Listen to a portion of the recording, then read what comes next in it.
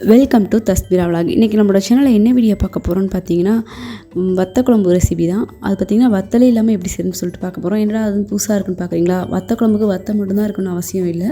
இந்த மாதிரி ஃப்ரெஷ்ஷான சுண்டக்காய் இருந்தாலுமே போதும். ஹோட்டலில் நீங்கள் சாப்பாடு வாங்கினா என்ன டேஸ்ட்டில் இருக்குமோ கண்டிப்பாக அதே டேஸ்ட்டுக்கு இதுவும் இருக்கும். அதுக்கு ஃபஸ்ட்டு இந்த சுண்டக்காய் இந்த காம்புகள்லேருந்து எடுத்துருங்க. எடுத்துகிட்டு நல்லா ஃபுல்லாக தண்ணி ஊற்றி அலசி எடுத்துருங்க. அதுக்கப்புறம் இந்த சுண்டக்காய்க்குள்ள உப்பு வரப்பெல்லாம் சாரணும் அப்படின்றக்காக நான் பார்த்திங்கன்னா கீரி எடுத்துக்கிறேன்.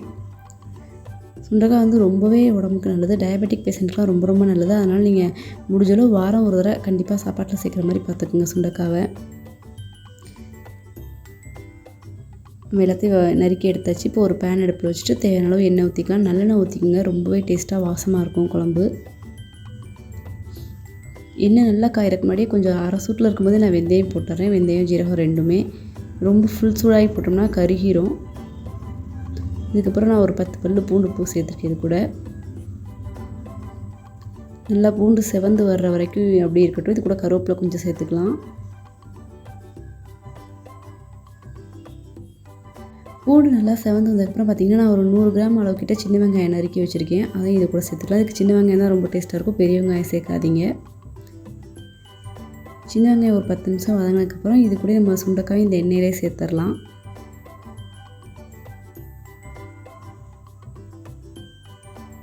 இதுக்கப்புறம் நல்லா ஃபுல்லாக வதக்கிட்டு இந்த வெங்காயத்தோட கலர் மாறுற வரைக்கும் இந்த சுண்டைக்காயும் வெங்காயமும் இப்படி எண்ணெயிலே வதங்கட்டும். இப்போ இதில் தக்காளி சேர்த்துக்கலாம். நான் 2 தக்காளி நல்லா பழமாக எடுத்து வச்சுருக்கேன். அதை இது கூட சேர்த்து ஒரு 2 செகண்ட் வதக்கிடுங்க. ஃபுல்லாக எல்லாம் எண்ணெயில் மிக்ஸ் ஆகிற மாதிரி.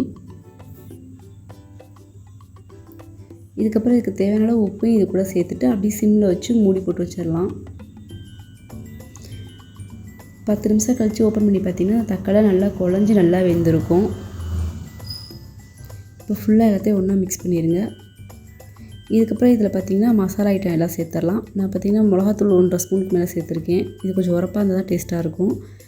மஞ்சத்தூள் 1 ஸ்பூன் சேர்த்துருக்கேன். வத்த குழம்பு பவுடர் பார்த்திங்கன்னா 2.5 ஸ்பூன் கிட்டே சேர்த்துக்கோங்க. நான் குட்டி ஸ்பூனில் தான் சேர்த்துருக்கேன்.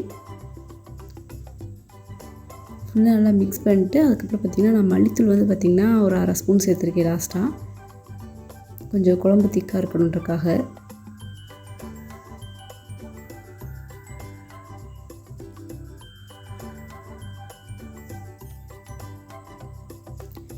அப்படி இந்த எண்ணெயெலாம் பிரிஞ்சு வர வரைக்கும் அப்படியே சிம்மில் வச்சு வதக்கிடுங்க. 10 நிமிஷத்துக்கு அப்புறம் இந்த மாதிரி எண்ணெய் தனியாக தெரிஞ்சதுக்கப்புறம் ஃபுல்லாக வதக்கிட்டு நான் புளி பார்த்திங்கன்னா ஒரு பெரிய லெமன் சைஸ் கரைச்சி வச்சுருக்கேன். அதையும் இது கூட சேர்த்துக்கலாம். இது பார்த்திங்கன்னா சில பேருக்கு தண்ணியாக கேட்பாங்க, சில பேர் திக்காக பேஸ்ட் மாதிரி கேட்பாங்க. உங்களுக்கு எப்படி வேணுமோ அந்த மாதிரி நீங்கள் தண்ணி கம்மியாக ஊற்றிக்கோங்க. அது பேஸ்ட் மாதிரி வேணுன்னா எங்களுக்கு கொஞ்சம் தண்ணியாக இருந்தாலே ஓகேன்னு கொஞ்சம் தண்ணி நான் அதிகமாகவே ஊற்றிக்கிறேன். ஃபுல்லாக மிக்ஸ் பண்ணிட்டு ஒரு 10 நிமிஷம் கொதிக்க விட்டிங்கன்னா எண்ணெய் பிரிஞ்சு வந்துடும். லாஸ்ட்டாக கொஞ்சமாக நாட்டு சக்கரை அல்லது வெல்லம் லேசாக கொஞ்சோண்டு தூவிக்கோங்க. ரொம்ப ரொம்ப டேஸ்ட்டாக இருக்கும். இது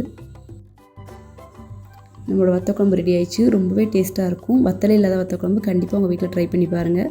நீங்கள் இப்போ தான் ஃபஸ்ட் டைம் என்னோடய வீடியோ பார்க்குறீங்க. என் வீடியோ பிடிச்சிருந்தா லைக் பண்ணுங்கள். என்னோடய சேனலுக்கு சப்போர்ட் பண்ணுங்கள். தேங்க்யூ ஃபார் வாட்சிங்.